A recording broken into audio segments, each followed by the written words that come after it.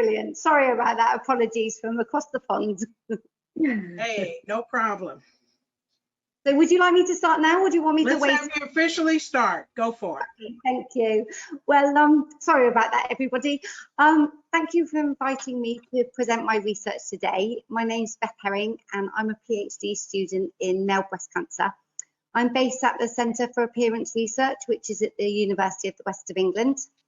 The Centre for Appearance Research is the world's largest research group, and we focus on the role of appearance and body image in people's lives.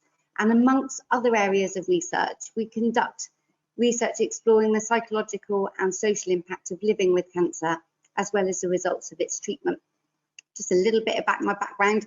I decided to change careers when our 2 young children started school, and I did my degree in psychology and then my master's degree in health psychology. And it was when I was doing my master's degree, I was involved in a number of projects of women with breast cancer, looking at the appearance of their breast cancer surgery for the first time.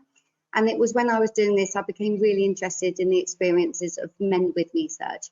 And I was really shocked by the disparities of both research and the amount of research and provision of care between male and breast cancer patients.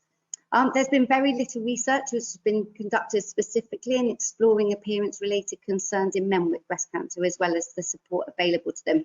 And this is surprising considering the vast body of work in women with breast cancer.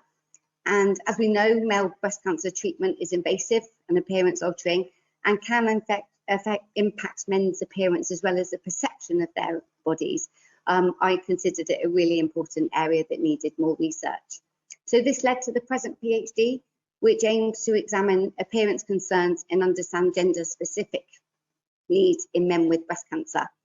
I've just conducted my first study, which was a mixed methods online study, which was made up of a number of standardized measures as well as open-ended questions. And 87 men participated, which was fantastic. And I'm very aware a number of you are here today. So I'd just love to take this opportunity to say thanks so much for your time and sharing your experiences with me. It was really, really very, very much appreciated. So men participated from 9 countries worldwide, which was fantastic, namely from the USA, Canada, the UK, and a number of other countries. And this is fantastic in that the finding provided a really holistic understanding of men's experience around the world. So 90% of men had undergone mastectomy, and only 2 had had no treatment. 63% of men were currently undergoing treatment, including chemotherapy, radiotherapy, and tamoxifen. There was a wide variation of experiences, and whilst some men were concerned about their appearance, and they talked about how difficult they found their changed appearance, and they took measures to conceal their scars, especially whilst they were in public spaces, such as on the beach and swimming. A number said that they didn't want to show their grandchildren their scars, and there were a couple of men who indeed never showed their altered appearance to their partners. Whilst conversely, there were some men who were proud of their scars, and they called them their battle wounds and their war wounds and battle scars, and used language that kind of invoked imagery about having a battle and fighting a battle in a war and winning a war with cancer. Similarly, some men had a positive experience of their treatment and care, whereas sadly for others, they received very little information and poor care. A lot of men raised the issue about isolation, and it was great to hear earlier about Kerry Quincy and the work she's doing about providing support, especially in the UK for men. There was one chap in particular that springs to mind who had never spoken to another man with breast cancer for 7 years since receiving his diagnosis. A lot of men talked about the impact of appearance, and it was not only their mastectomy scars, but they talked a lot about the effects of chemotherapy, and in particular tamoxifen, which they said that they found actually harder a lot of the time than the actual mastectomy scars themselves. A number of men reported feeling uncomfortable and awkward in a predominantly female environment, and also receiving little, if any, gender-specific information and any choice in their treatments.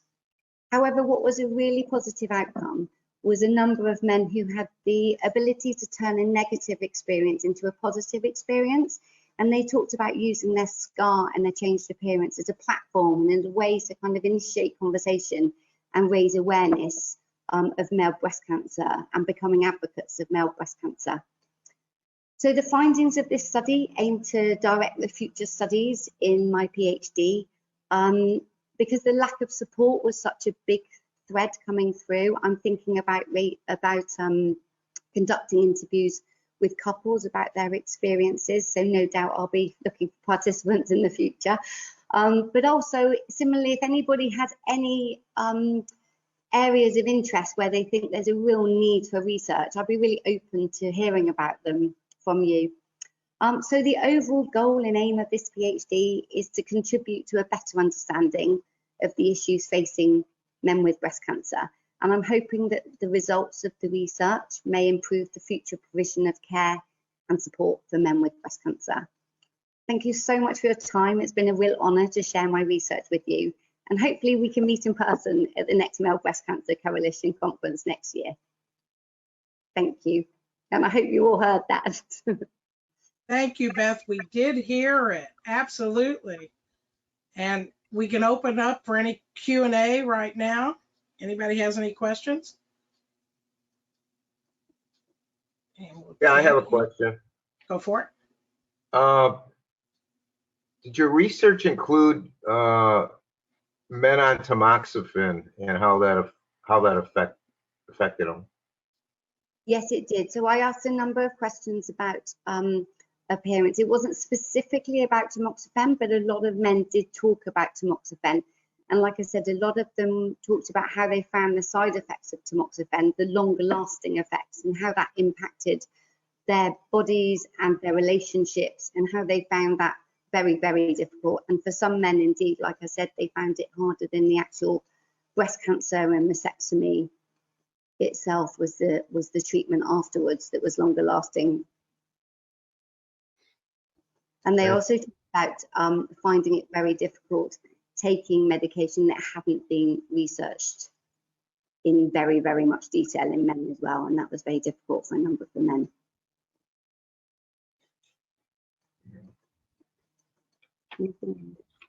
Excellent. Is there anyone that might have a question about research that they would like to see done?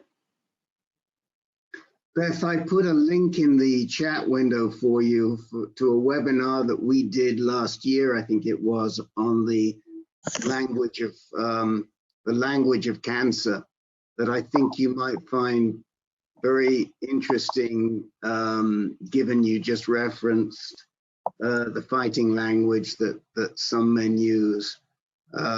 We can connect you to any of the people that were on that panel. If you want to pursue it, it's a very, very interesting area. You know, some men or some cancer survivors take offense with the fighting language, and others welcome it. So it's a great area. I also wanted to say that in the area that I know best, which is prostate cancer, the issues around hormone therapy, both androgen deprivation therapy and androgen blockers, like tamoxifen, similar to tamoxifen, creates a lot of issues. We spend a lot of time in our own support groups trying to figure out how best to support men who have been compromised. And I have my own personal experience because I was on androgen deprivation therapy for 2.5 years. So I well know the issues around it. That sounds really interesting. Thank you for that.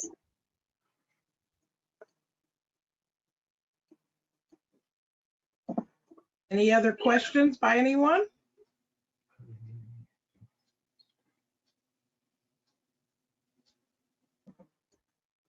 Okay, doesn't look like we have any other questions.